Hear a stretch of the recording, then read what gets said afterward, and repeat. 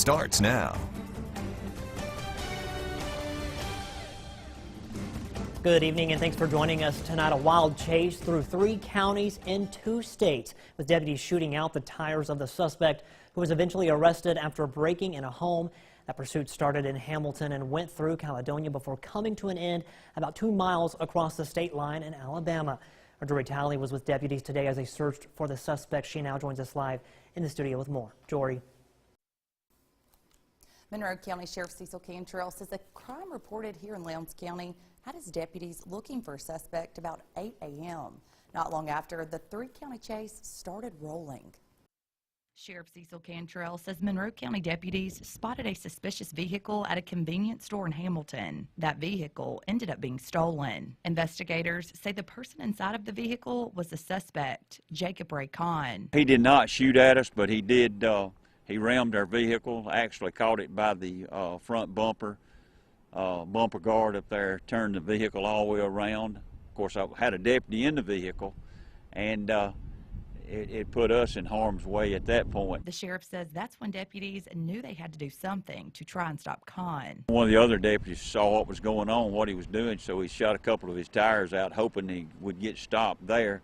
But actually the chase came up here. We figure somewhere around 30 miles or further. That's when the truck crashed here in Vernon, Alabama, just a few miles across the state line. After the crash, the suspect fled into the woods. He was caught shortly after allegedly breaking into a home near where he crashed. It's early in the investigation, but he's going to be charged with several different things. Earlier today, Cantrell released the name and picture of a man he said was a suspect, but that person, Dakota Holcomb, has been cleared by law enforcement in this investigation. All right, thanks very much, Jory. A bizarre story for sure. Well, a 2-day string of possible arson and burglary, check this out, at a Lowndes County business could be tied to a multi-county investigation. The Sheriff's Department says that it happened at P&R Scrap, that's on Highway 45. Sheriff Mike Arledge says that the first report came in yesterday morning about a fire at the office building. Later that evening, deputies responded to the business for a burglary. Then this morning, a third call came in about a second fire at P&R Scrap. About 20 minutes later, a report was received about a car fire near that business. The department says that everything is still under investigation. However, they cannot confirm right now if those events are related at this time. Well, they thought it could never happen in their neighborhood. Tonight, neighbors in Itawamba County are praising law enforcement for ending a hostage standoff. As we reported last night, a 10-year-old child tonight is safe with her mother, unharmed after being held by an apparent armed gunman. Well, it was a standoff that lasted more than 30 hours. Our Cash Matlock, he's been covering this crisis since we first learned of this story Saturday. Today, he went back to the neighborhood to talk with the people who live there. Cash. Family members say Paul Blackburn was at home with his daughters when an apparent altercation took place with his friend Nathan Shepard. Itawamba County Sheriff Chris Dickinson says Blackburn was the father of the 10-year-old and a second child escaped and managed to call 911. The sheriff says Blackburn most likely died from a gunshot wound at around 1 p.m. on Saturday. The MHP SWAT team entered the house just after 9 p.m. on Sunday.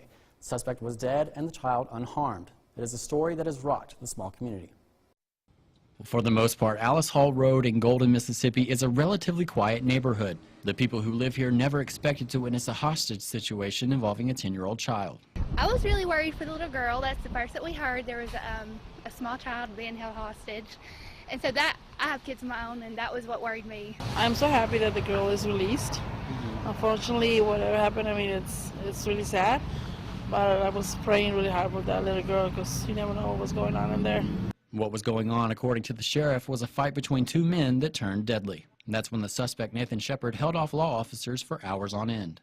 I was very shocked at the length. Heard it on the news, and I thought, oh, maybe a couple hours. And then, you know, you would check back every few hours, and it would still be going on. So, yeah, that was shocking. Members of the community all agree on one thing. They are glad to see the little girl safe. Praise the Lord.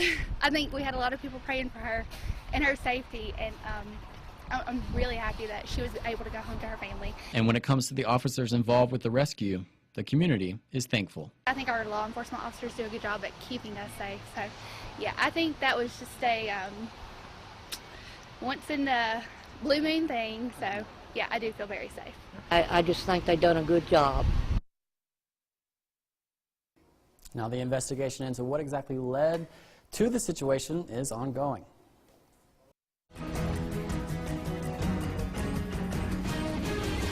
A car crash damages a gas line at a busy Columbus intersection this afternoon. Now, the accident happened near the Military Road, 13th Street and 10th Avenue North intersections. A Columbus police spokesman says the driver of the vehicle left the scene. The intersections were shut down until crews could assess the situation. Good news, no evacuations were ever ordered. Atmos Energy worked to repair the line. Columbus PD is still investigating that accident. New at 6 tonight, the University of Mississippi's Athletic Foundation will be returning a large chunk of a $400,000 gift from a donor involved in a Ponzi scheme. A federal receiver appointed to recover money for investors says that the university has agreed to return $310,000 given to the foundation by Arthur Lamar Adams. Adams has pleaded guilty to his involvement in a $100 million Ponzi scheme. He reportedly gave $400,000 to the Athletic Foundation over 10 years and just received over $50,000 in, quote, tangible benefits, unquote, including tickets to various events. The university has already returned nearly $40,000 for unused football and baseball tickets. Neither the university nor the foundation were involved in this scheme. Well, time now to toss things over to Chief Meteorologist Keith Gibson with a first look at our forecast. Hey, Keith.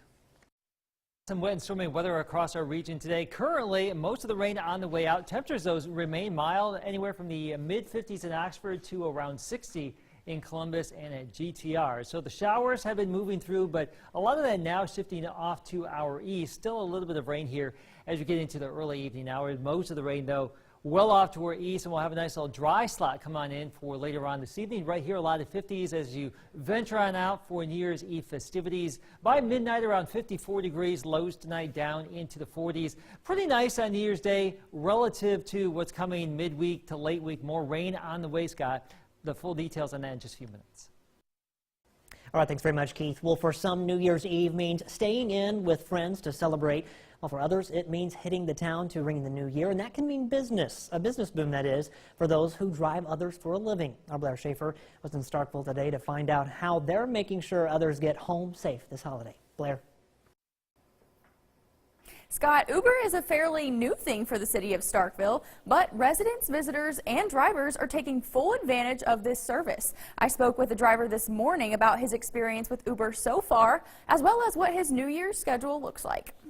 Christopher Taylor is one driver that has seen a difference in Starkville since Uber came to town. I've seen it from two drivers where me and a couple other people was always getting all the calls, to now you turn it on and you see 10, 12 drivers out there, mostly college students.